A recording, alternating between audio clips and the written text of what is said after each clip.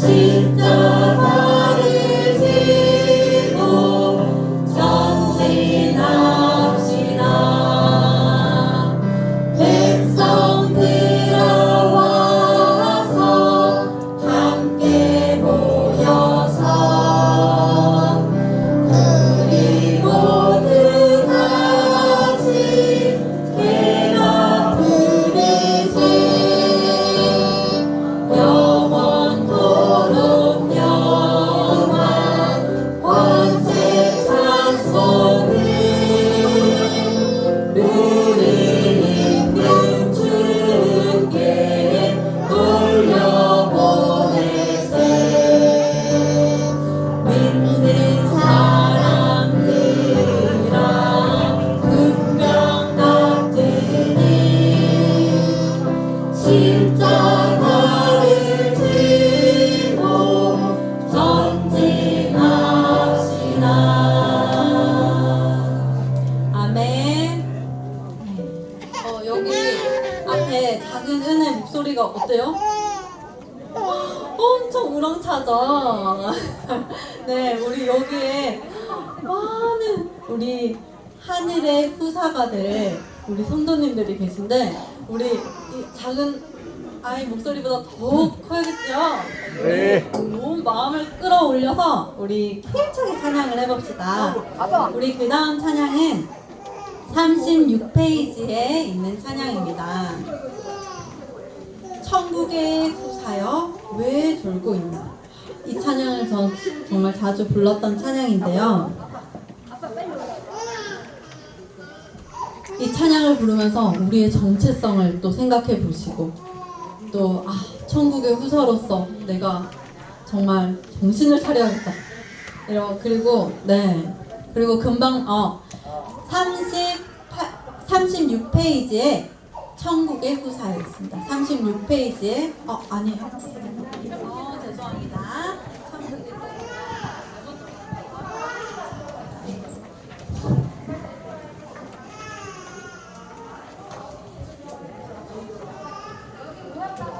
죄송합니다. 잠시만요.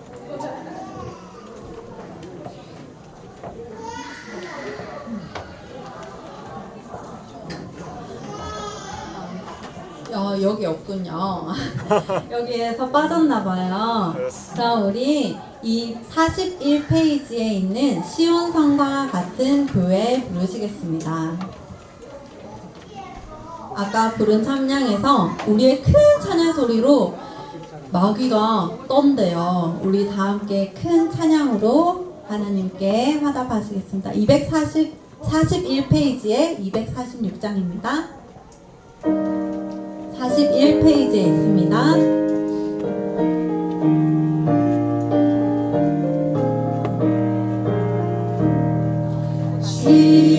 시온성과 같은 교회 그의 영광 한없다.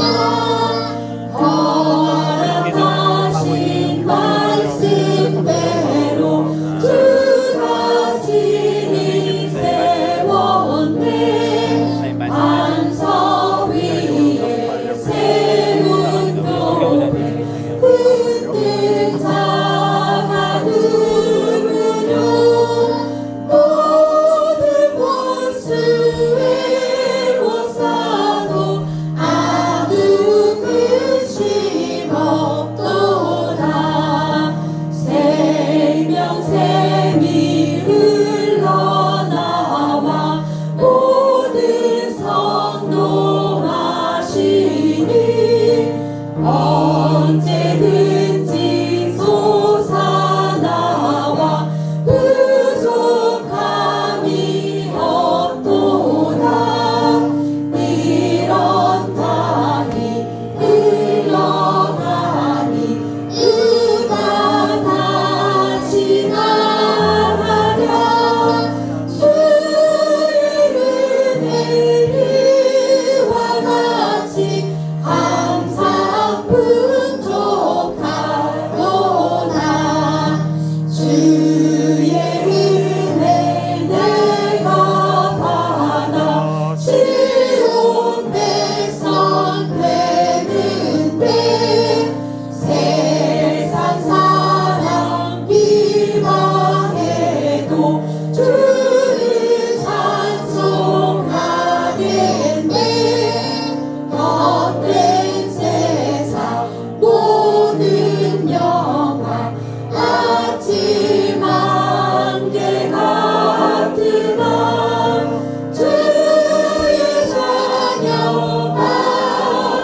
복이 영원 흐르나도다.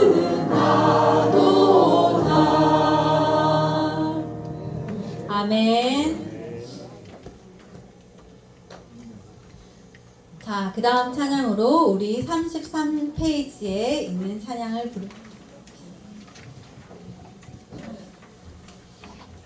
시작하시겠습니다. 다같이 묵상하심으로 안식일 오후 예배를 드리도록 준비하겠습니다.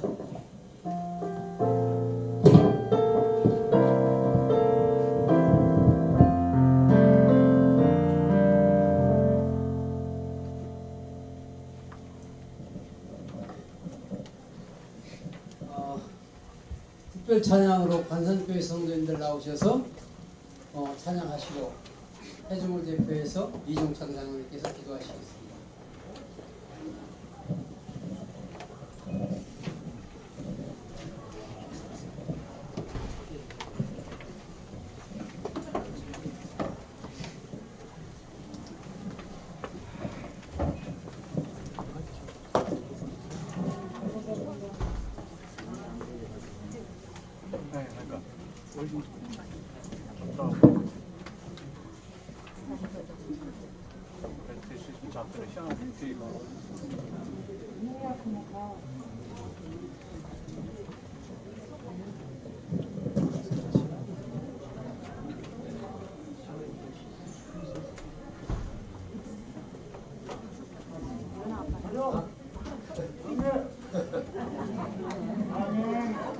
성도님 안녕하십니까? 네, 저는 반산과 신흥 대덕을 맡고 있는 임용택 목사입니다.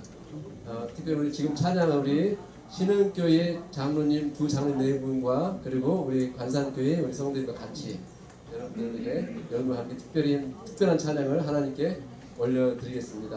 많은 은혜 받으시기 바랍니다. 네.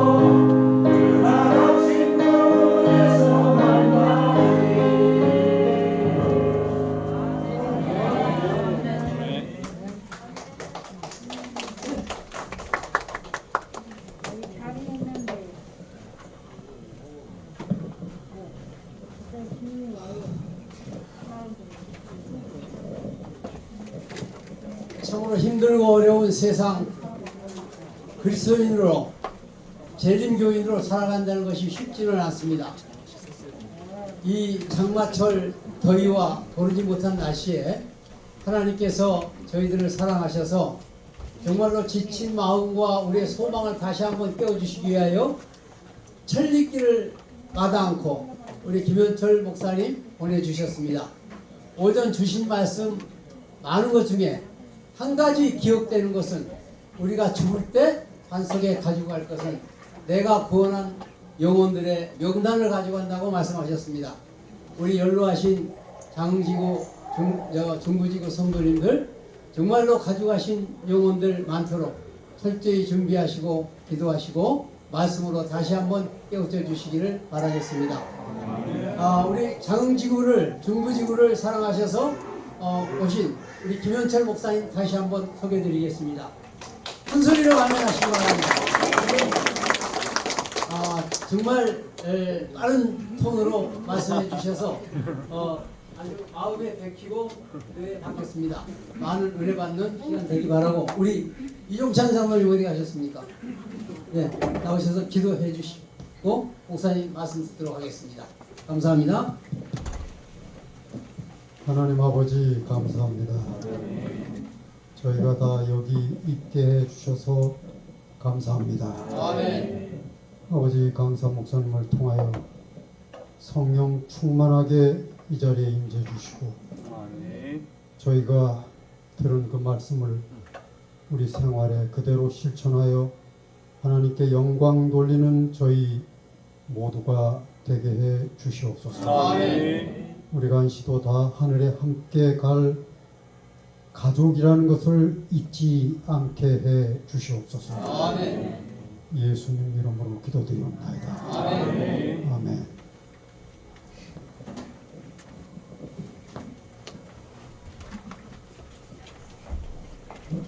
점심 식사 맛있게 하셨습니까? 네. 너무 쉬실 시간이 없으시죠?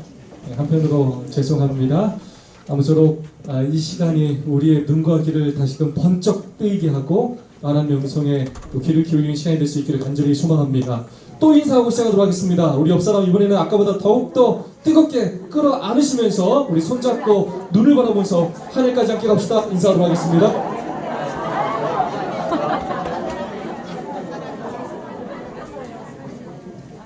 네, 세게 끌어안아도 갈비뼈가 부러지지 않으니까 할 수 있으면 앞으로는 세게 끌어안으시기 바랍니다.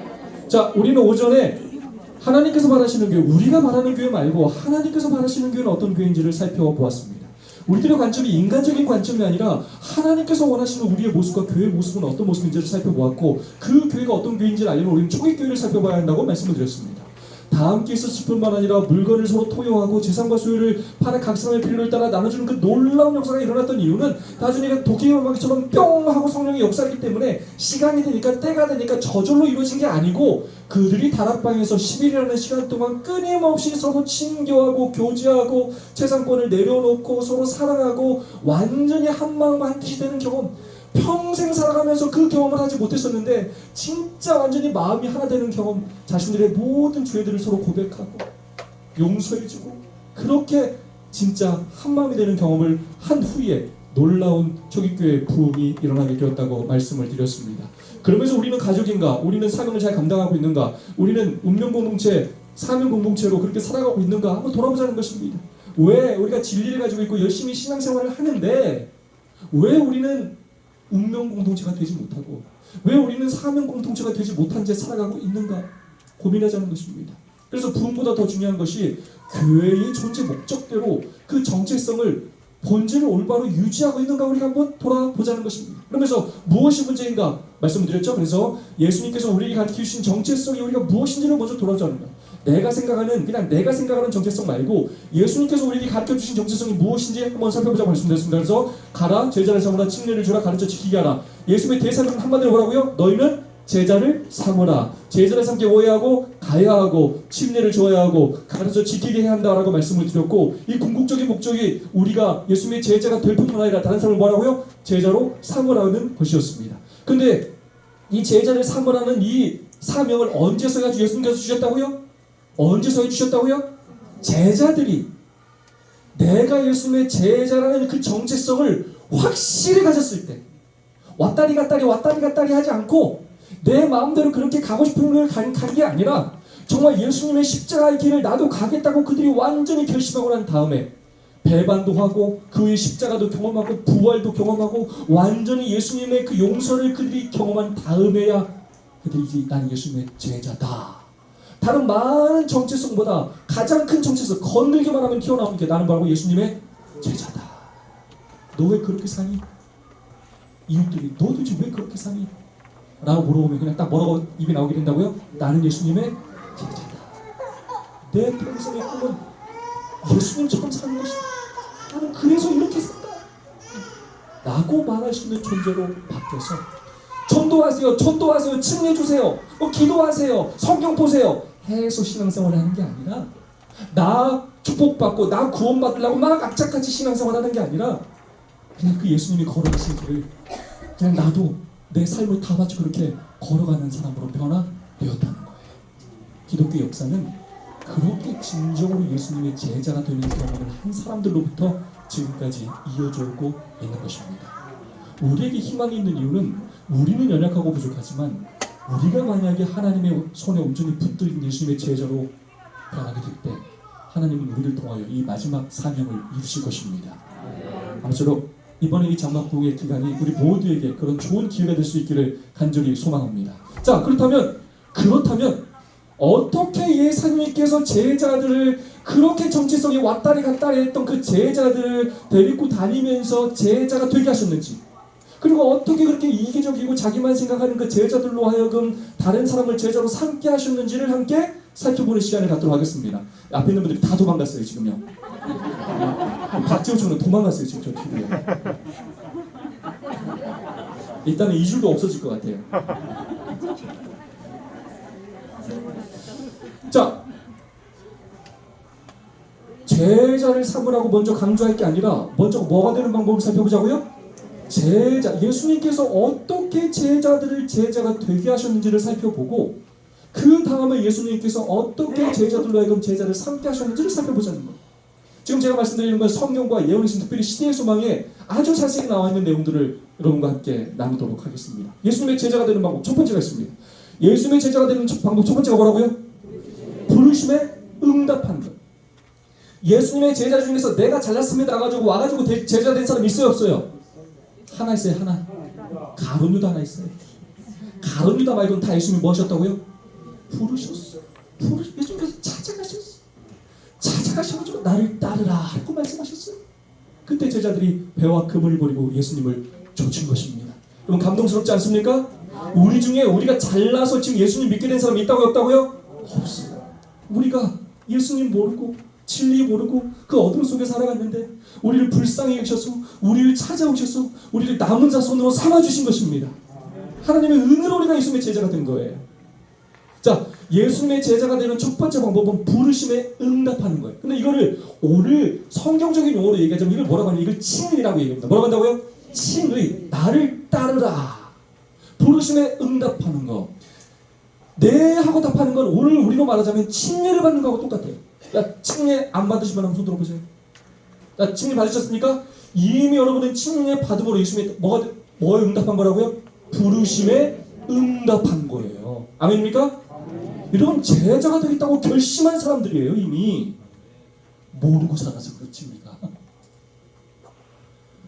법적인 용어예요. 하나님은 예수님은 우리를 법적으로 당신의 제자로 불러주셨어요.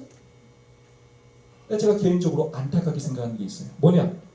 우리 재림교회에 교회 오람 침례 신문에 제자란 말이 단 한 마디도 없어요. 하나님의 자녀 복 받는 건 강조하는데 뭐 음식물을 절정 이런 건 강조하는데 뭐가 없다고요? 제자라는 말이 한 마디도 없어요. 근데 여러분 침례를 받는 건 우리가 뭐로 살기로 결심하는 거라고요? 예수님의 제자로 살기로 결심하는 거예요. 하늘에서의 축복은 마침내 우리가 예수님의 제자로 살 때 십자가의 길을 걸어갈 때 마침내 얻게 되는 축복이고, 우리가 예수님의 제자로 산다는 건 예수님이 걸어가신 십자가의 길을 걸어가고 예수님이 눈물을 흘리시는 것을 나도 눈물 흘리고 예수님이 기뻐하시는 것을 기뻐하면서 나도 누구처럼 살겠다고요? 예수님처럼 살겠다는 거예요. 제자 같지도 않은 나를 제자 삼아 주셨던 것처럼 나도 마음에 들지 않는 내 성도를 사랑하고 나와 아무 상관도 없는 이기적인 이웃들을 사랑하면서 그들을 예수님이 나를 제자 삼으신 것처럼 나도 그들을 제자로 삼으며 살겠습니다라고 결심하는 것입니다. 그러려고 우리를 부르신 거예요. 제자에 대한 정의. 제자란 말은 영어로 디사이플이고 헬라어로는 마르테스입니다. 한 학생이 이론적으로 실무적 지식을 얻기 위해서 그런 목적으로 자신을 교사에게 예속시키는 것, 자신을 전적으로 스승에게 맡기고 스승과 함께 거주하는 것, 스승에게 끊임없이 배우며 복종하는 삶을 사는 것, 그냥 한 번 회심으로 끝나는 것이 아니라 끊임없이 그 제자를 따라하면서 배우는 것을 제자라고 합니다. 이 제자라는 말 안에 훈련이라는 단어가 포함되어 있습니다.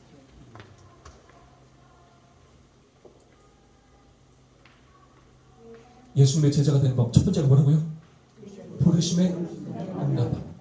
여러분 우리를 불러주신 하나님의 은혜 감사하지 않으십니까? 그런데 여러분 침례만 받으면 다 구원 받습니까? 우리 재능들이 그렇게 가르쳐요? 그렇지 않아요. 법적으로만 예수님의 것이 되는 것이 아니라 우리의 뭐가?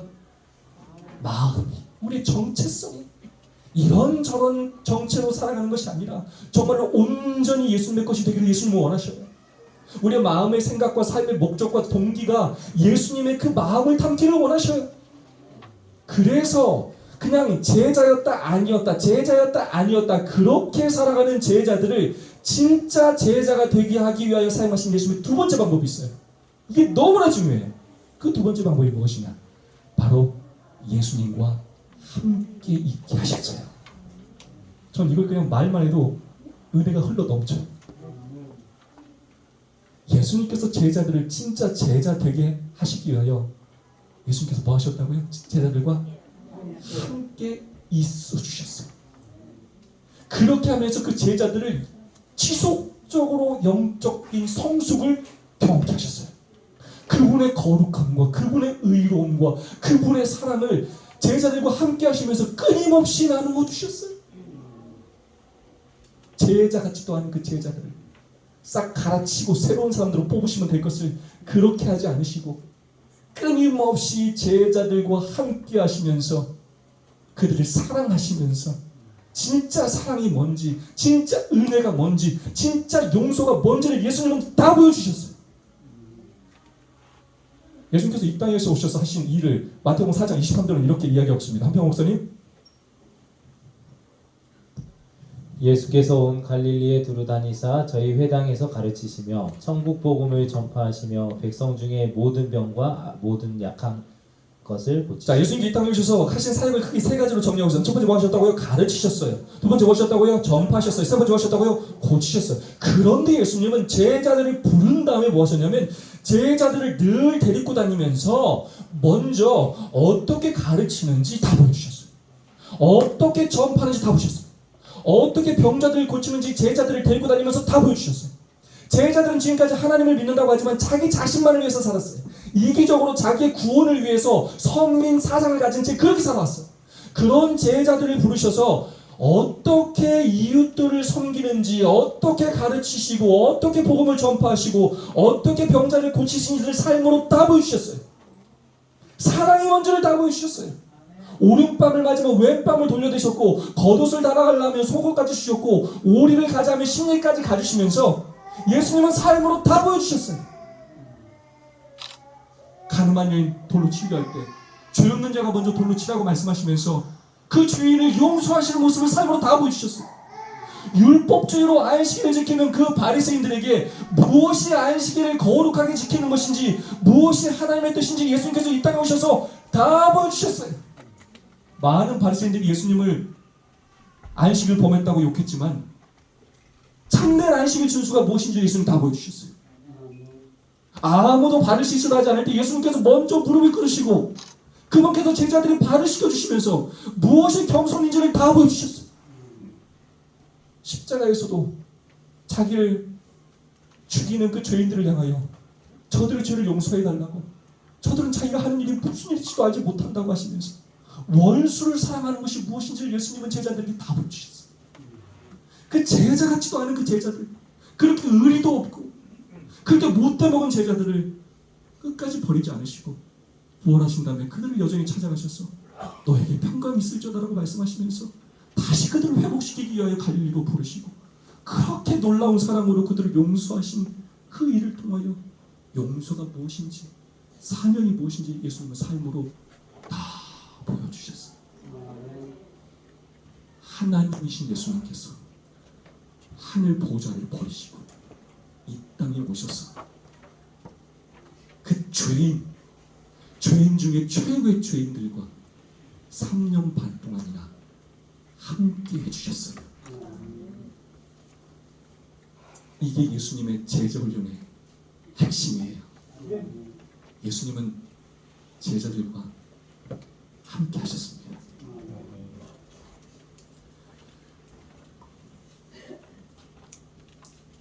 창조를 뭐라고 하냐면 창조를 시간 속의 성육신이라고. 예수님께서 그분은 시공간의 제한을 받지 않는 분인데 그분께서 우리 시간 안으로 들어오신 사건이 창조예요. 성육신은 무엇이냐? 시간뿐만 아니라 그분이 공간의 제한을 받으시고 우리의 공간 안으로 들어오신 사건이 성육신이에요. 그렇게 성육신 하셔서 그분들의 죄인들과 함께 하시면서 예수님의 그 거룩함을 남겨주신 게 전해주신 게 바로 제자훈련이에요. 제가 정말 좋아하는 말이에요. 따라해볼까요? 사랑하면 삶을 공유하고 싶다. 부부끼리 앉은 분 계십니까? 부부끼리 떨어져 앉았어. 여러분 부부가 왜 맨날 같이 사는 줄 알아요? 사랑하니까. 진짜 사랑하면요 만지고 싶고요, 네? 뽀뽀도 하고 싶고요, 밥도 같이 먹고 싶고요. 사랑이 속성이에요. 사랑하면 뭐 하고 싶어진다고요? 삶을 공유하고 싶어져요. 진짜 사랑하면요 장거리 데이트 문제가 안 되고 해외와의 데이트 문제가 안 돼요. 무슨 수를 써서라도 새벽이라도 전화를 하고 뭐랑 얼굴을 보고 난리를 쳐요. 부산, 서울 기차를 타고 대전에서 만나고. 사랑하면 막을 수가 없어요. 사랑하면 뭐 하고 싶어진다고요? 삶을 공유하고 싶어져요. 여러분이 진짜 교인들을 사랑하는지 사랑하지 않는지를 뭘로 보면 아냐면 교인들과 함께 있는 게 행복하지 않으면 여러분 교인들을 사랑하는 게 아니에요. 우리가 자꾸 전도 하는데 이웃들을 사랑하지 않으면서 자꾸 뭘 하는 것들, 함께 있는 게 하나도 행복하지 않으면서 함께 있고 싶은 마음도 없으면서 어떻게든 그 사람들 교회 데리고 와서 신내주려고 하는 거, 그 예수님의 방법이 아니에요. 그런 반복된 우리의 잘못된 방법들이 교회를 오히려 더 어렵게 하고 있어요. 이건 예수님의 삶의 부분이 아니에요. 사랑하는 삶을 공유하고 싶어져요.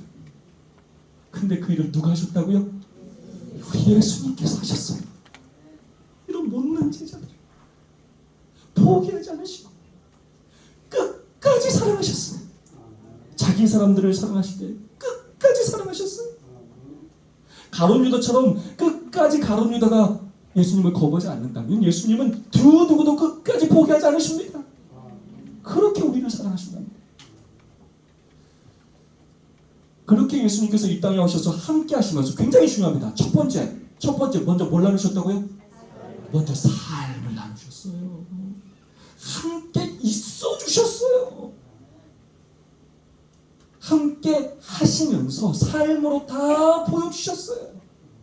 그 다음에야 두 번째 뭘 나누셨다고요? 그 다음에 가늠한 여인, 그 다음에 불러서 가서 다시는 죄를 범치 말라라고 말씀하셨어요. 제자들과 하루 동안 다 어떻게 가르치고 병자를 고치시고 어떻게 전파하신지를 다 보여준 다음에 밤에 불러놓고 너희도 이와 같이 하라라고 말씀을 가르치셨어요. 예수님은 단 한 번도 삶으로 모범을 보이지 않은 채 너 이렇게 라고 말씀하신 적이 없다고요. 다르게 말하면 왜 우리가 전도하는 일에 실패하느냐? 우리는 뭘 나누지 않는다고요? 함께 있는 시간도 하나도 갖지 않으면서 자꾸 뭐만 나누려고 한다고요? 우리 말씀이 진리이기 때문에 이 말씀만 나누려고 해요. 된다 안 된다? 된다 안 된다? 왜 10명이 침례받아도 7명 1일 만에 다 떠난다? 뭘 나누지 않기 때문에? 가족이 되는 경험을 하지 않았기 때문에 그 사람들이 교회에 남아있을 이유가 없어요. 그런데 우리는 끊임없이 그 일을 반복하고 있단 말이에요. 잘 될 수가 없어요. 좀 가슴이 찢어지도록 한다. 예수는 우리에게 그렇게 모범을 보여주시지 않으셨어요. 소리 한번 올려주시면 좋겠습니다.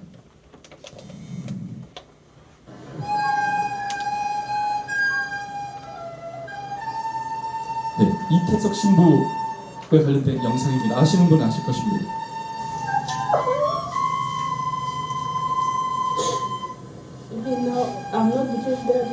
이 남수단 사람들이 그 이태석 신부가 죽은 것에 대해서 너무나 슬퍼하고 그를 잊지를 못해 여전히 그를 그리워하고 있고 그를 위해 눈물을 흘리고 있어요. 그는 호르몬 밑에서 자랐어요. 어렵게 자랐어요. 캐톨릭 신앙을 가지고 있었고 그렇게 어릴 때 의대를 공부해서 의사가 됐는데 그가 돌연 신부가 되기로 선택하고 이 세상에서 가장 가난하다고 하는 곳인 남수단으로 그가 떠나게 됩니다.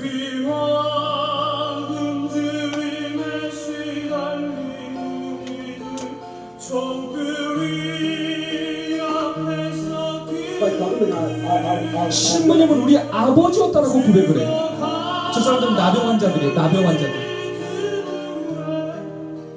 이 노래도 이태석 신부가 작사 작곡해서 직접 부르는 노래예요.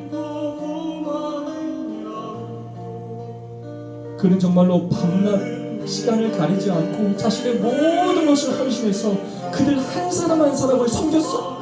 아버지가 되어주고 형이 되어주고 오빠가 되어주고.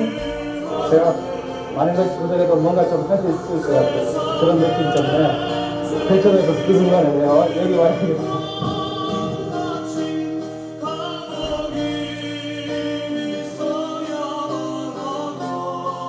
48, 제가 47인데 저보다 한 살 더 먹고 죽은 거예요. 암으로 죽었어요. 암으로. 근데 죽으면서도 그가 그 나무수단을 끝까지 잊지 못하고 모든 것을 그곳에 바쳤어요.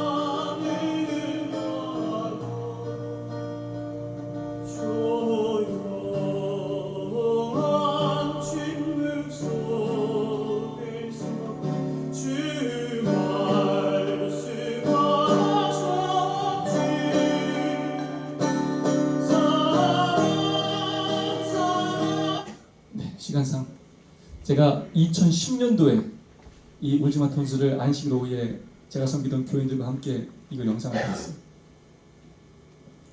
교인이 다 울었어요.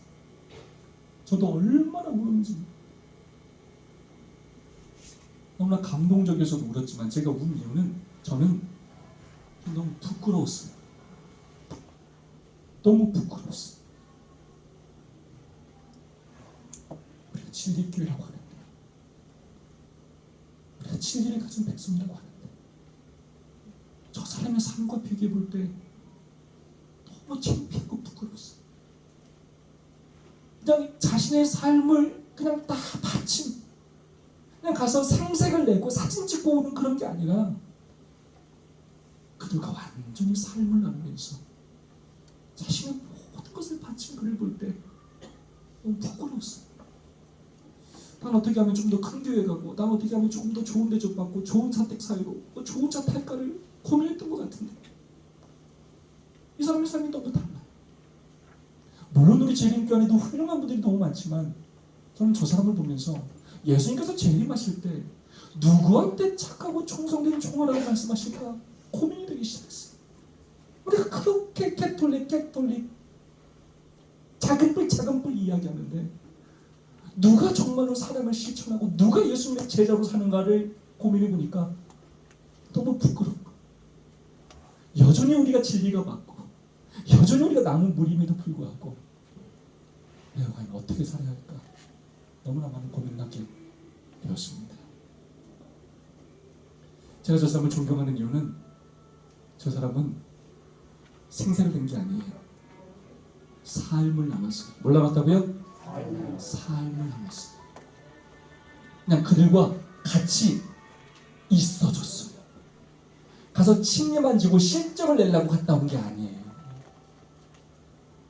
그들의 아버지가 되어주고 형이 되어주고 오빠가 되어줬어요. 저는 이 사람의 모습에서 예수님의 모습을 보았습니다. 이 사람은 아프리카 교과서에도 실렸습니다. 성당보다 학교를 지었고요. 한국인 슈바이처라는 이름 별명을 들었고요. 대통령 훈장을 받았습니다. 대통령이 뭐라고 했냐면요, 우리에게 너무나 많은 사랑을 남겼기에 우리에게 외국인의 처음으로 훈장을 수여한다라고 말했어요. 어떤 건물을 나누고 무슨 악기를 기증하고 이런 걸로 표창을 받은 게 아니에요. 뭘 남겼다고요? 사랑을 남겼어요. 사랑. 씻겨질 수 없는 그 사랑과 은혜를 그들이 경험했어요. 그래서 이태석 신부가 캐톨릭이다라고 가르치지 않았음에도 불구하고 남수단의 많은 사람들은 다 캐톨릭이 됐어요.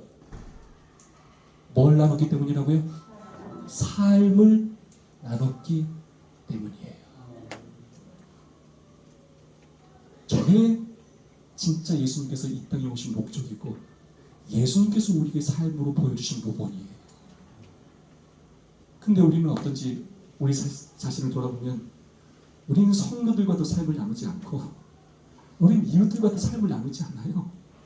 나 혼자 열심히 안식을 지키고 열심히 신앙하는 일이 구원받는 일에 집중하고 살지 우리는 너무나 삶을 나누지 않고 살고 있어요. 많은 고민이 되기 시작했어요. 어떻게 이 교회를 성도들을 변화시킬 수 있을까? 어떻게 우리 교회가 예수님의 모범을 따르는 예수님께서 바라시는 교회가 되게 할 수 있을까? 정말 고민하지 않을 수가 없었어요. 그가 책에서 이런 말을 했어요. 처음에는 워낙 가난하니까 여러 가지 계획을 많이 세웠다. 그러나 시간이 지날수록 같이 써주는 것이 가장 중요하다는 것을 깨달았다. 그들을 자신의 성경의 발판으로 삼지 않았어요. 자신의 커리어를 쌓고 자신을 만족시키기 위해 한 게 아니라고요. 어떤 신앙의 의무감을 충족시키기 위해 책임져주고 교회를 나오게 한 게 아니라고요. 어떤 어려움이 닥친다 해도 그들을 버리지 않고 함께 있어주고 싶다. 누가 우리에게 이런 모범을 보여주셨다고요? 예수 그리스도께서. 이 사람은 그걸 그대로 따라했다는 거예요. 이 사람이 죽고 나서 이제 2탄이 나왔어요. 그 2탄은 뭐가 다뤄주냐면 그렇게 이태석 신부한테 가르침을 받았던 많은 사람들이 47명이 의대생이 됐어요. 그렇게 어려운 여건에서 나도 누구처럼 살겠다? 나도 이태석 신부처럼 살겠다. 결심하고 후원을 받고 공부하고 지금도 이태석 신부는 죽었지만 지금도 새로운 이태석이 계속해서 생겨나고 있다는 것입니다. 뭘 나눴기 때문이라고요? 삶을 나눴기 때문이에요. 왜 우리 교회가 부흥하지 않는가? 아니, 부흥은커녕 왜 우리가 가족, 운명 공동체, 사명 공동체가 될 수 없는가? 우리 뭘 나누지 않고 있다고요? 삶을. 그냥 무조건 말씀. 말씀이 나쁘다는 게 아니에요. 뭐가 있다고요? 순서가 있어요. 뭐가 있다고요? 순서가 있어요.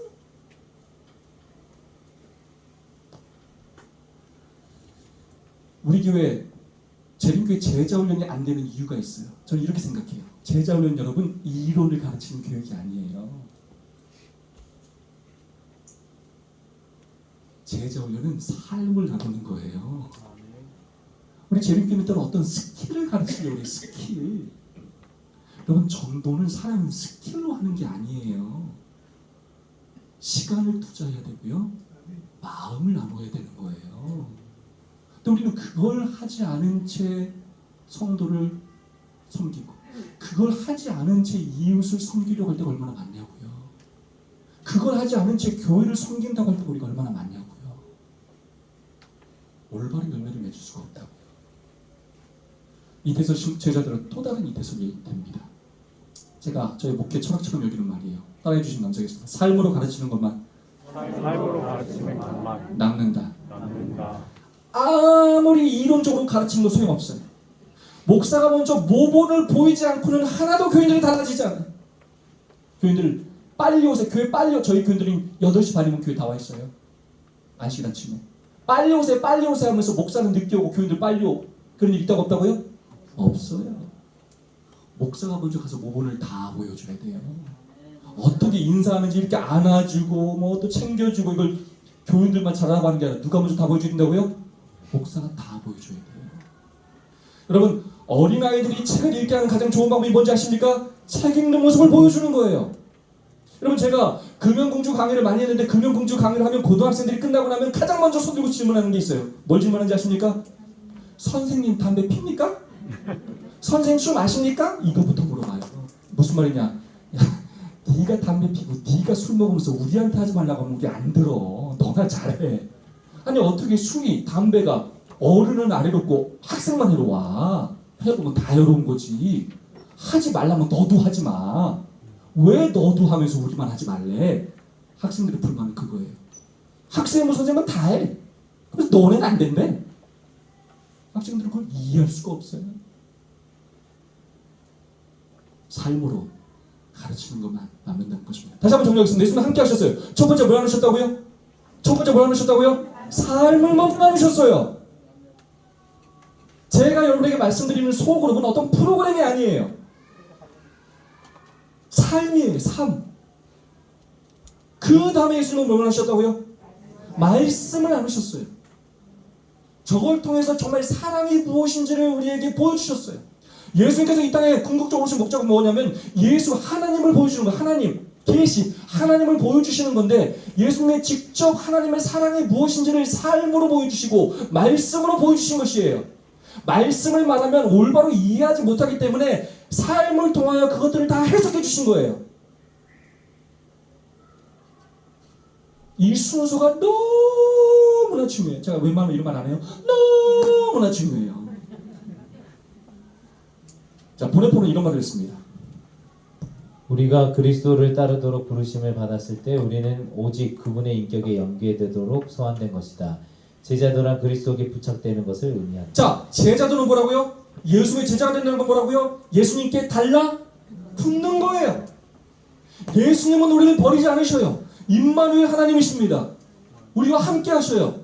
우리도 그분을 포기하지 않고 그분을 버리지 않고 그분과 뭐 하는 거라고요? 달라 붙는 거예요. 삶을 나누는 거예요. 그렇게 할 때 그분의 인격이 나의 인격이 되고 그분의 능력이 나의 능력이 되는 것입니다. 그분의 성품이 나의 성품이 되는 거예요. 달라붙어 있어야 돼요. 그래서 전도는 달라붙는 걸로 시작하는 거예요. 연인이 결혼하려면 달라붙어 있어야 돼요. 교인들이 진짜 사랑하려면 달라붙어 있어야 돼요. 저는 교회에서 절대로 혼자 앉아있지 못해요. 따로따로도 못 앉아 같이 붙어 있어야지. 붙어 있어요. 인격이 정해지는 거예요. 예수님의 제자가 된다는 의미가 무엇이냐? 이렇게 누가복음 말하고 있습니다. 무릇 내게 오는 자가 자기 부모와 처자와 형제와 자매와 및 자기 목숨까지 미워하지 아니하면 능히 나의 제자가 되지 못하고 누구든지 자기 십자가를 지고 나를 쫓지 않는 자도 나의 제자가 되지 못하리라. 이와 같이 너희 중에 누구든지 자기의 모든 소유를 버리지 아니하면 능히 내 제자가 되지 못하리라. 아멘하는 사람이 한 3명밖에 없어요. 이거 도저히 아멘할 말씀이 아니야. 예수님 정말 예수님이 이해를 못하겠어요. 예수님 왜 이러시는지 이해를 못하겠다고. 제자들이 따라다니는데 가룟 유다가 볼 때 예수님은 부족해 하는 거 보니까 왕이 되기가 안 돼. 아 부족해 예수님. 부자 법관이 왔어. 부자 법관이. 아 와가지고 예수님 제자하겠다고 하면 좋아 안 좋아요? 야 법관도 예수님 제자다. 우리 제자다? 얼마나 좋냐고. 연예인 놀이교 다닌다? 정치인 놀이교 다닌다? 얼마나 좋냐고 홍보하기가.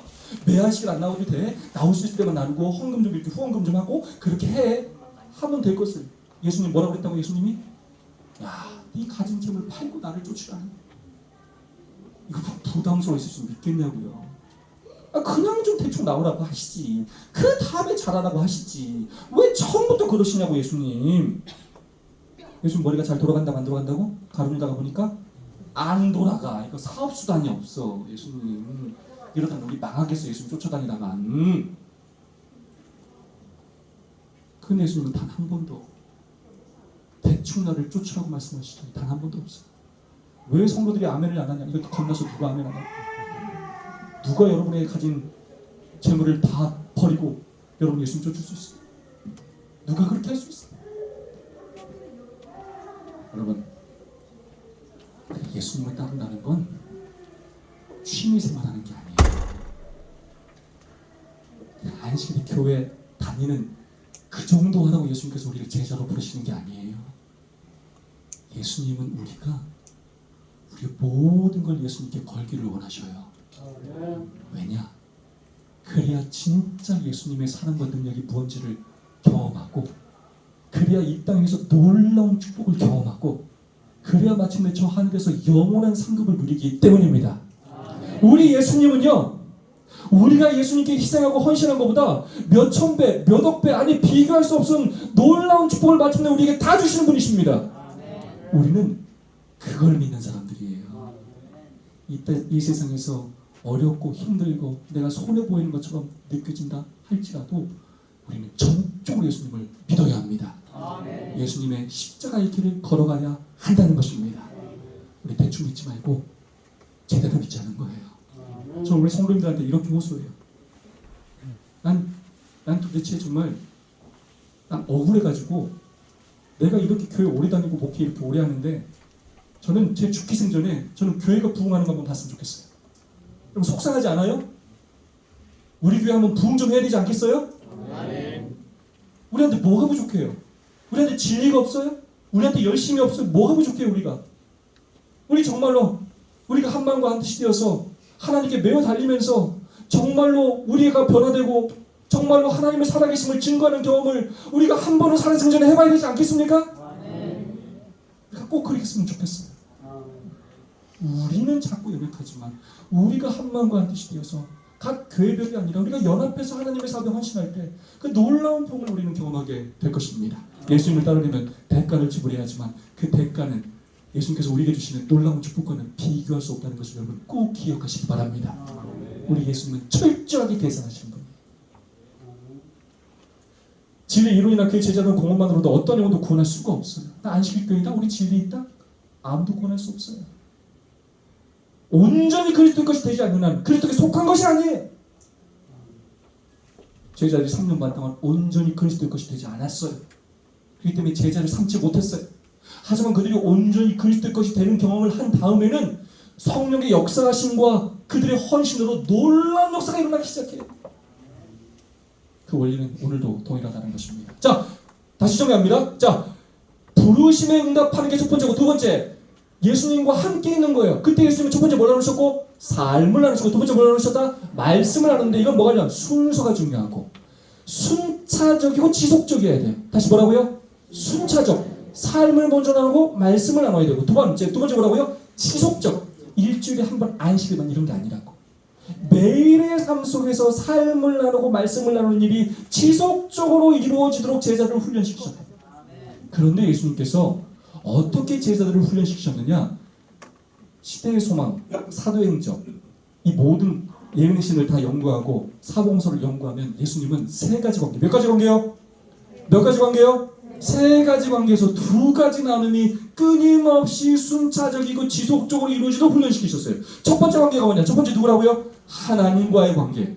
하나님과의 관계에서 첫 번째 뭐가 이루어지게 하고? 삶을 나누고 말씀을 나누는 일이 이루어져야 두 번째 단계. 성도 간, 제자들끼리 삶을 나누고 말씀을 나누는 일이 이루어지게 하시고, 세 번째 누구?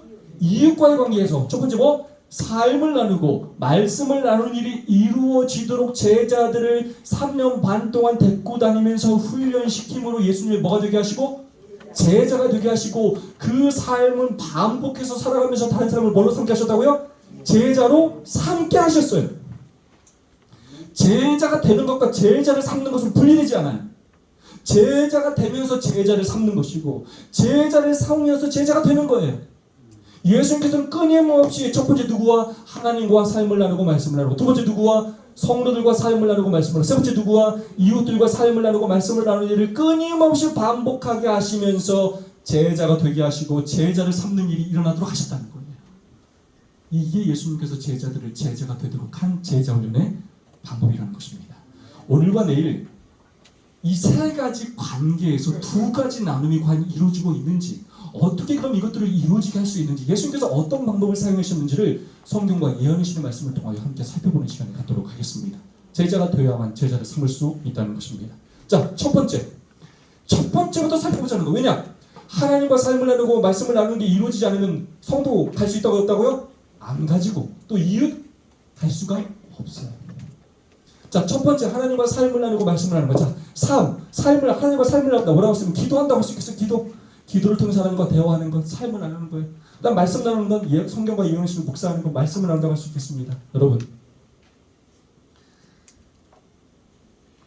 여러분 그리고 여러분의 성도들 볼 때 하나님과 삶을 나누고 말씀을 나누는 일이 이루어지고 있는 것 같습니까? 우리 해남교회 장로님이 볼 때 성도들의 삶 가운데 성도들이 하나님과 삶을 나누고 말씀을 나누는 일이 매일마다 이루어지는 것 같습니까? 아닌 것 같아요. 집사님,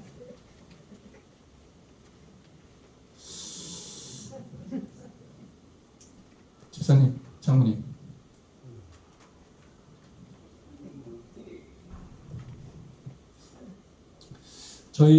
제가 이곳에 와서 더 특별한 이유는 저희 고모와 또 고모부가 계셔서 정말 특별합니다.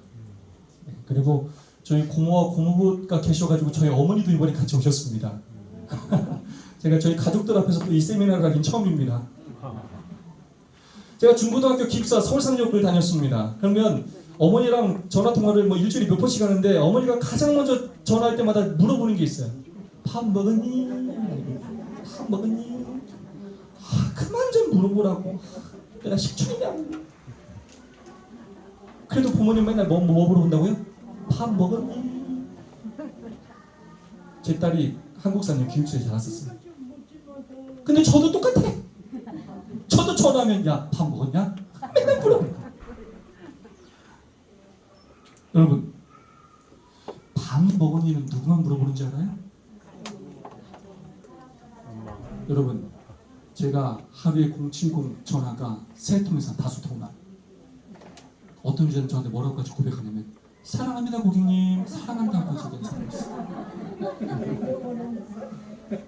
근데 그 여자들이 단 한 명도 저한테 밥 먹었냐고 안 물어봐. 그럼 밥 먹었니는 누구한테만 물어보는 줄 알아요? 진짜 사랑하는 사람한테만 물어보는 거예요. 뻔한 얘기인데 그 말이 너무 중요하기 때문에 그래요.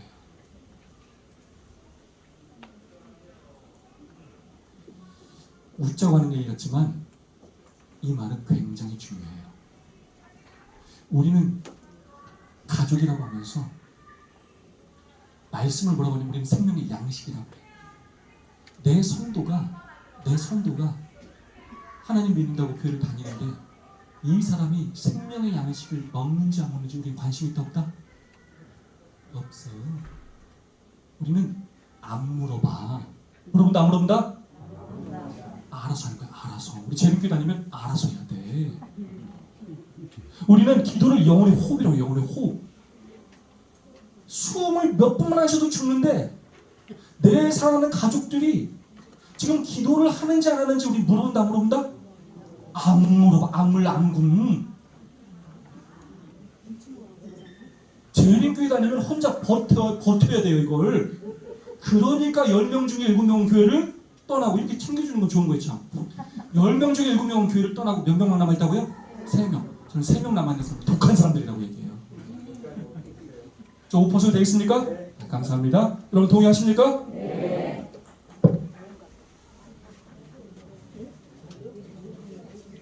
감사합니다 장로님. 감사합니다. 가족이라고 하면서 우리가 그걸 물어보고 있다 안 물어보고 있다고요? 하나도 안 물어. 내가 진짜 우리 성도가 내 가족인데 내 자녀인데 얘가 밥을 못 먹고 있어. 얘가 또 그냥 잠을 못 자고 있어. 그럼 어떻게든 뭐 죽이라도 사서 먹이고 뭐 어떻게든 돌봐가지고 먹고 자고를 하게 하지 않겠습니까? 애기가 건강해지려면 먹고 싸고 자고를 잘해야 돼. 먹고 싸고 자고를 어떻게든 먹고 싸고 잘도록 도와주지 않겠습니까? 근데 우리는 물어본다 안 물어봐? 안 물어봐요. 우리는 그런 거 안 물어. 장로님 오늘 아침에 말씀 해주셨습니까? 이런 거 물어본다 안 물어본다? 아니 목사님이 나한테 이런 걸 물어봐? 날 무시하는 거야? 우리 이런 식으로 생각한다는 거예요. 우리 뭐만 따지는 줄 알아요? 안식일 교회에 왔네 안 왔네. 안 왔으면 문제가 있어. 방문을 가야 돼. 근데 제가 이걸 하면서 발견한 놀라운 거 뭐냐면 우리 재림교인 가운데 30년 40년 교회를 다녀서도 성경을 한 번도 안 읽은 사람들이 부지기수라는 거. 예언의 신을 안 믿는 사람들이 부지기수라는 거예요. 근데 우리가 왜 모른다고요? 물어보지를 않으니까. 안 물어봐. 알아서 해야 돼. 알아서. 그러니까 우리는 운명 공동체가 아니에요. 그러니까 우리는 사명 공동체가 될 수가 없어요. 세 단계를 가야 되는데 우리는 첫 번째 단계에서부터 그 일이 이루어질 수 있도록 서로 돕고 있지 못하다는 거예요. 내 자식이고 내 사랑하는 사람이면 우리가 함께 하늘에 가려면 이 사람을 더 예수님의 제자가 되게 하여 우리가 함께 도와줘야 되는데 우리가 그 일을 하고 있지 않다는 거예요. 나만 혼자 하늘나라 빨리 가려고 막 열심히 노력하고 있단 말이에요. 지금 우리가 못하는 사람들 지적하면서 나만큼 열심히 안 한다고 지적하면서 우리가 그 일을 하고 있단 말이에요. 지금 빨리 좀 오라고. 빨리 좀. 너 때문에 못 살겠다고. 이렇게 하면서 신앙생활을 하고 있다고요.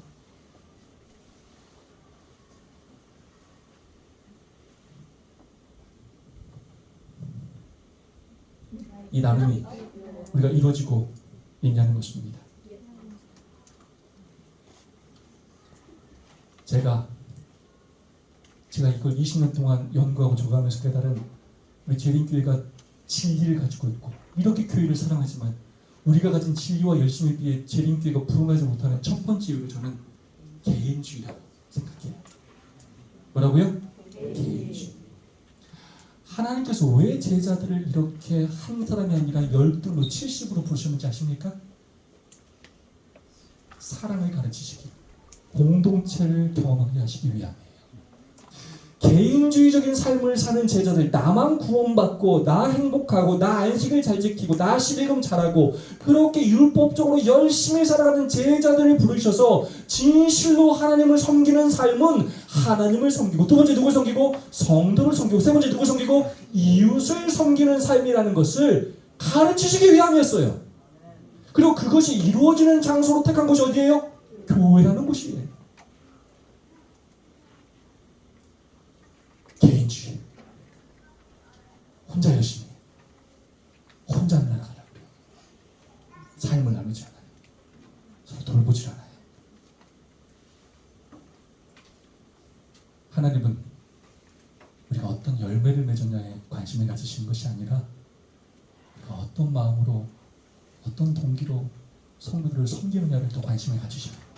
우린 늘 야 친구자 몇 명이냐? 이런 것만 따지게 좋아해. 진짜로 얼마나 가까이 있는 성도들을 진심으로 삶을 나누며 사랑하며 사는지를 관심을 갖지 않아요. 이웃들에게 그렇게 삶을 살아서 열매가 없으면 아무것도 아닌 것처럼 생각해. 그러나 예수님은 단 한 번도 우리에게 그렇게 가르치신 적이 없어요. 개인주의. 자, 읽어볼까요? 12제자를 부르사 둘씩 보내시며 더러운 귀신을 제하는 권세를 주시고 이후에 주께서 달리 70인을 세우사 친히 가시려는 각동각처로 둘씩 앞서 보내시며. 그래서 예수님께서 그런 제자들, 개인주의, 자기의 구원만을 위해서 살고 있는 그 제자들을 부르셔서 섬기는 훈련을 시키기 위해 예수님께서 사용하신 첫 번째 방법이 있어요. 그게 뭐라고요?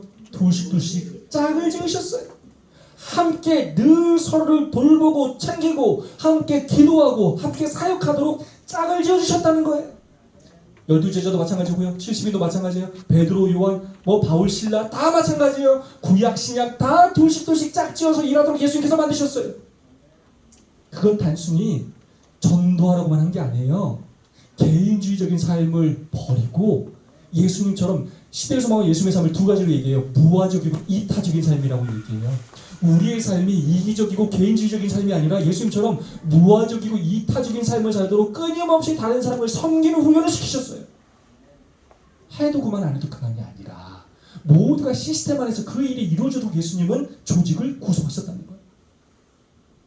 진실로 다시 너희에게 이르노니 두 사람 서로 사랑의 관계의 기본 단위를 둘로 정하셨어요. 서로 마음을 같이하여 끊임없이 서로를 섬기도록 말씀하셨다는 것입니다. 그래서 저는 여러분에게 강력하게 제안을 드려요. 하나님과 삶을 나누고 말씀을 나누는 일이 이루어질 수 있도록 혼자서는 해도 그만 안 해도 그만이기 때문에 서로가 이 일이 이루어질 수 있도록 서로를 도울 수 있는 멘토를 구성하라는 거예요. 누구의 모본을 따라서요? 예수의 모본을 따라서. 이건 멘토와 멘티가 아니에요. 서로 동도는 개념이에요. 멘토와 멘토. 서로 삶을 나누고 말씀을 나누어 기도해주고 사역을 나누는 동등한 파트너를 지정해줘서 날마다 서로 하나님과 삶을 나누고 말씀을 나누는 일들을 도와줄 수 있는 사람들을 구성해주라는 거예요. 이게 누구의 모본이라고요? 예수 그리스도의 모본이에요. 왜 돌씩 보내셨는가? 왜 멘토가 필요한가? 자, 이 말씀은 너무 중요해서 다 함께 한번 해볼게요. 예수께서는 시작.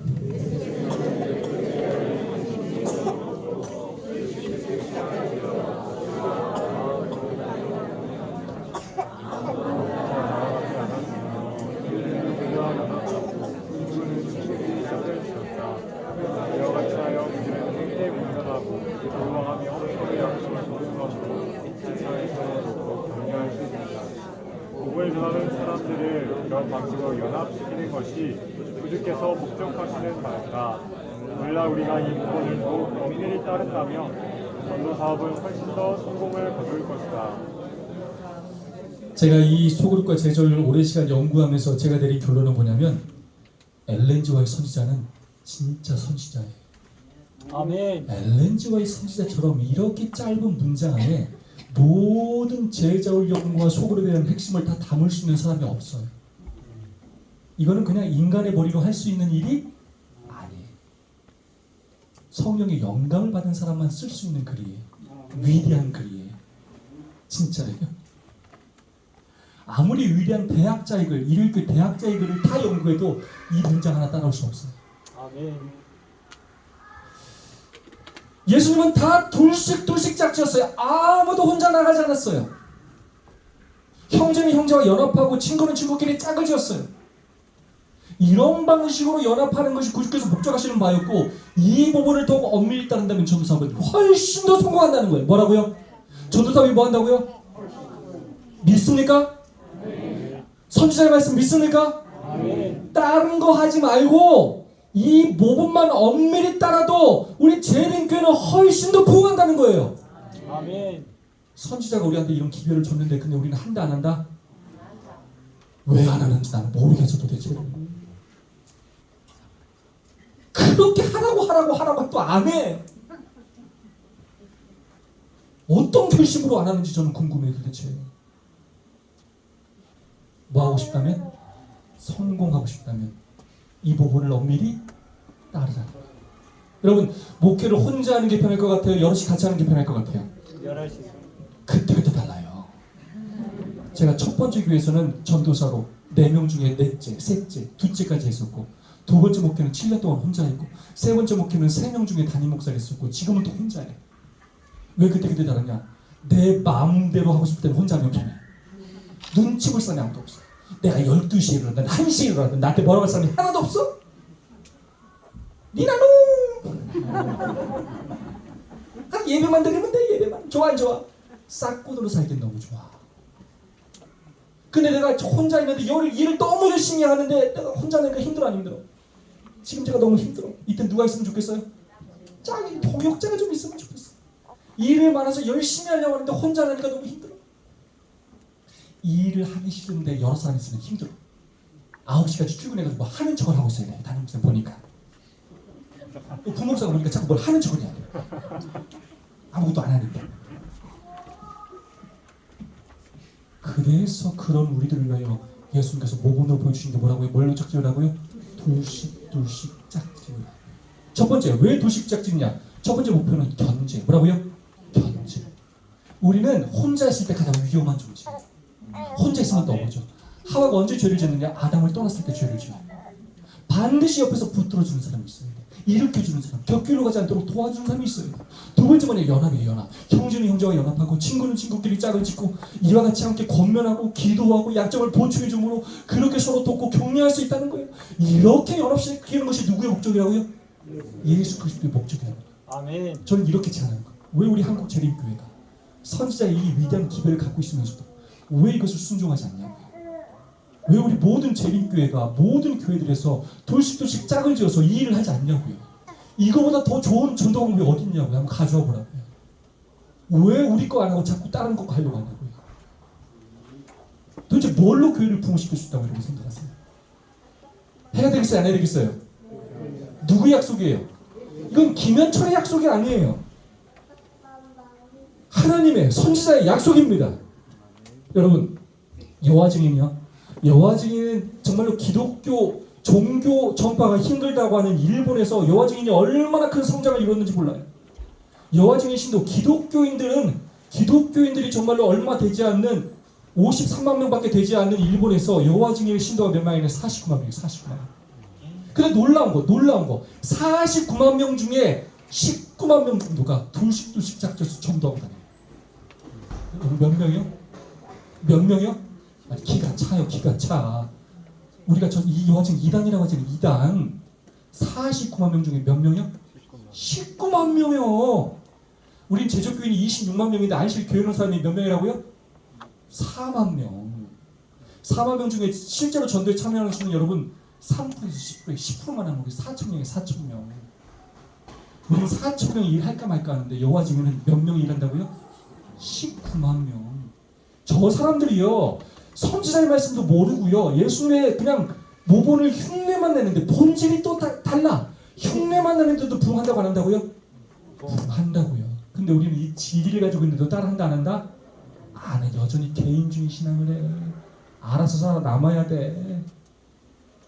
개인 기도, 개인 전도, 개인 말씀 묵상. 정말 좀 속이 다 죽겠어요. 왜 말을 안 듣는지, 왜 순종하지 않는지.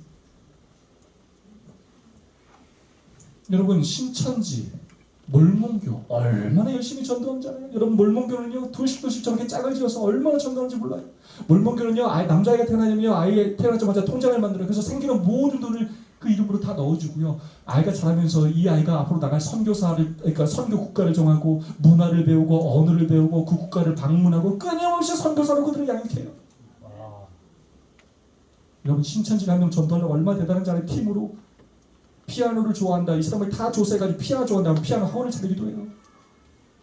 일부러 교통사고를 내기도 하고.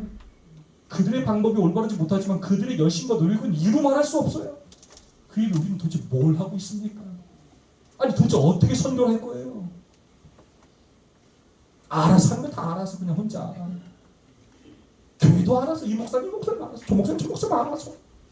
우리만큼 놀라운 조직을 가진 교단이 있어요, 없어요? 세계적으로 없어요. 근데 우리는 그 조직을 하나도 활용하고 있지 않아요. 제가 왜 이렇게 열을 내는지 아시겠죠? 지금 열이 나요. 왜 우리가 그렇게 하지 않냐고요. 우리가 한때 히센지 선교사랑을 했던 것이 있어요. 2010년도 초반에 저희 교회도 다 했어요. 히센지. 우리가 나가서 뭐 했냐면 집집 방문해서 전도지 몰래 꽂아놓고 도망오는 일을 했어요. 누가 안 보일 때 꽂아놓고 도망오기.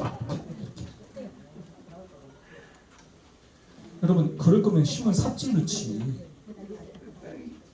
둘씩 짝짓는 이유는 집집 방문해서 전도지 돌리라고 온 게 아니에요. 뭘 나누라고요? 삶을 나누고 말씀을 나누면서 운명 공동체가 되는 가장 기초적인 훈련을 시키는 거예요. 그 본질을 잃어버렸기 때문에 얼마 후에 사라졌어요? 안 사라졌어요? 사라졌어요. 우린 이 좋은 것도 대부분 다 이런 식으로 하다 만다고. 읽어볼까요? 시작. 그 사람이 사람보다 그들이 수고함으로 좋은 상을 얻을 것입니다. 혹시 그들이 넘어지면 하나가 그 돌을 들어 일으키려고 홀로서 넘어지고 들어 일으킬 자가 없는 자에게 화가 있으리라. 또 그 사람이 그에게 우산을 타거니와 한 사람이면 한 사람이면 빼앗을거니와 두 사람이면 맞서시리나니 해적들은 능히 끊어지지 아니하는. 여러분, 이 말씀 굉장히 특별한 말씀이에요. 자, 두 사람이 한 사람보다 나으면 그들이 수고함으로 뭘 얻겠대요? 자, 둘씩 짝지어서 예수님의 모은대로 일하면 마침내 뭘 얻는다고요? 좋은 상을 주신대. 감사합니까?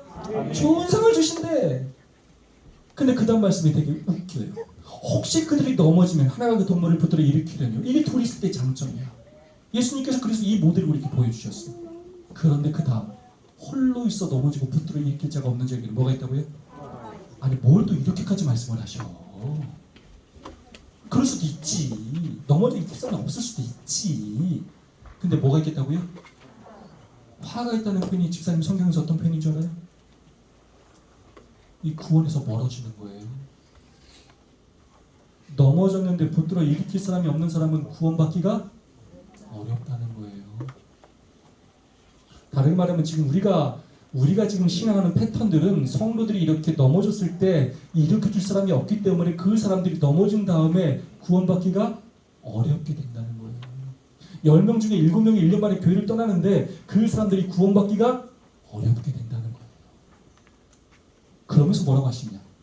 두 사람이 함께 두면 따뜻하고 한 사람이면 어찌 따뜻해요. 굉장히 중요해요. 한 사람이면 패할지도 몰라가니. 잘 들으세요. 한 사람이면 뭐 한다고요? 패하겠다라고 말해요. 뭐 하다고요? 패한다예요. 패한다. 혼자는 패해요. 신앙은 절대로 혼자 할 수 있는 게 아니에요. 나 혼자 성경 많이 보고 기도 많이 한다고 내가 거룩해지는 게 아니에요. 착각하면 안 돼요. 우리 자꾸 그런 식으로 가르쳐왔단 말이에요. 신앙은 모두 다 관계를 통해서만 오는 거예요. 하나님과의 관계, 성도와의 관계, 이웃과의 관계에서 사랑을 나눌 때만 우리는 그리스도의 성품을 닮아가요. 그래서 하나님도 세 분 하나님이에요. 아버지 하나님, 아들 하나님, 성령 하나님이 끊임없이 연합하면서 서로를 섬길 때 그 사랑이 나타나는 거예요. 근데 우리는 개인주의적으로 이기적으로 뭔가를 하면서 내 믿음이 성장하고 풍성, 우리는 하늘나라에 갈 때 풍성을 가져간다 얘기하면서 우리가 그렇게 선택하면 안 되는 거예요. 이건 누구의 방법이 아니라고요? 예수의 방법이 아니라고요. 한 사람이면 패요, 패. 두 사람이면 뭐 할 수 있고? 맞설 수 있어요. 둘이면 사단한테 맞설 수 있어 우리가. 그리고 삼겹줄은 뭐 하지 않는다고요? 끊어지지가 않아요. 제가 꿈꾸는 교회와 목회예요. 삼겹줄을 만들어줘가지고 성도들이 한 번 우리 재림꾼이 되면 절대로 떠나지 않도록 만드는 거예요. 예수님의 제자가 되도록 만들어주는 거예요.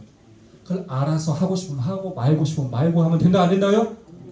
우리 모두가 예수님의 모본을 따라서 우리 모든 교회가 그렇게 되도록 만들자는 거예요. 빨리 마치겠습니다. 사랑의 기본단. 예수님은 사랑의 기본단이 하나님은 사랑의 기본단을 둘로 정하셨어요. 그래서 하나님께서 아담을 만들고 하와를 만드셨어요. 아담을 만든 다음에 외롭게 느낀 다음에 하와를 만드셨어요. 둘이 서로 사랑할 때 새로운 생명이 탄생해요. 여러분, 생명은 절대로 혼자 탄생시킬 수가 없어요. 서로 사랑할 때 그 사랑의 결과로 영혼이 탄생. 따라가면 개인 전도로는 절대로 영혼을 탄생시킬 수가 없어요. 한 명이 누군가를 구원한다? 말도 안 되는 소리예요. 한 사람이 장성한 분량에 이를 때까지는 많은 사람들의 사랑이 필요해. 친님만 주는 게 구원이 아니에요. 그 사람들이 자라서 끝까지 하나님에 갔기까지는 많은 신앙 공동체, 많은 사람들이 끊임없이 그를 돌보고 챙겨줘야 하는 것입니다. 사랑의 기본단위가 둘이에요. 폴 트루니가 이런 말을 했어요. 사람 혼자 할 수 있는 두 가지가 있는데 하나는 결혼과 하나는 그리스도인이 되는 것이다. 결혼 혼자 할 수 없고 그리스도인 혼자 될 수 없어요. 반드시 서로가 서로를 돌보고 섬길 때만 우리는 그리스도인 될 수 있다는 것입니다. 교회 지나면 멘토로 인생이 달라지는 그런 얘기들이 많이 기록되어 있습니다. 두 마리의 말이 함께 들어올 때 힘이 3.4배 낮추는 것.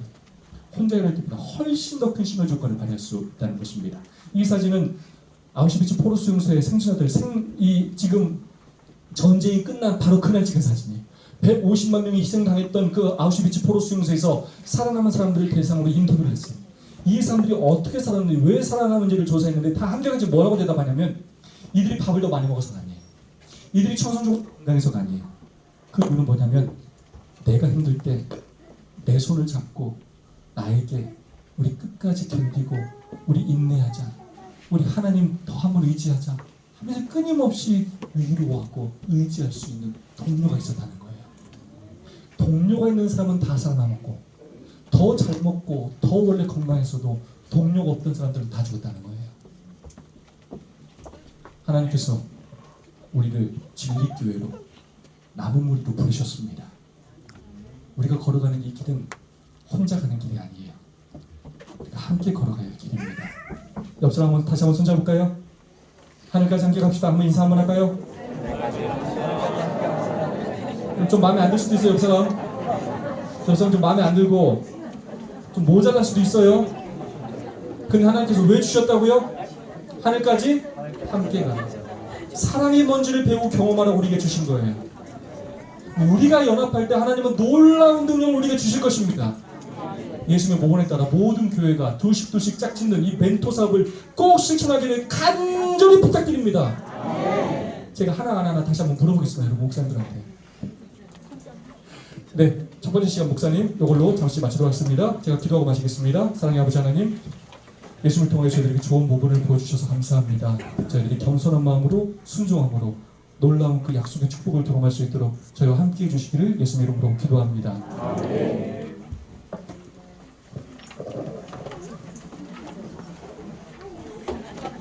감사합니다. 우리 20분 동안 브레이크 타임을 가지고요. 그 다음 세 번째 강의 듣도록 하겠습니다. 우리